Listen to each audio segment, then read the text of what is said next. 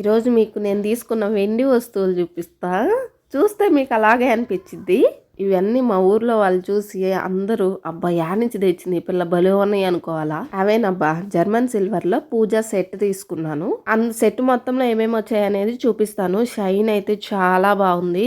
వెండి వస్తువుల్ని వీటిని పక్క పక్కన పెడితే మనమైతే కనుక్కోలేము. ఓన్లీ బంగారం కొట్టోడే మాత్రమే కనుక్కోగలడు. ఇది అసలైన సిల్వర్ వాళ్ళకి తప్ప మనకు అర్థం కాదు.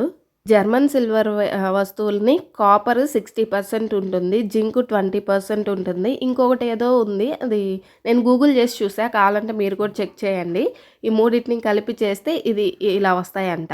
ఈ సెట్ మొత్తాన్ని నేను రితికా ఫ్యాషన్ జ్యువెలరీ అని ఇన్స్టాగ్రామ్ పేజ్ నుండి తీసుకున్నా. వీళ్ళు నాకు తెలుసు, బికాజ్ వీళ్ళది ఒంగోలే కాబట్టి. ట్రస్టబుల్ పేజ్, ఎవరికైనా ఇంట్రెస్ట్ ఉంటే తీసుకోండి.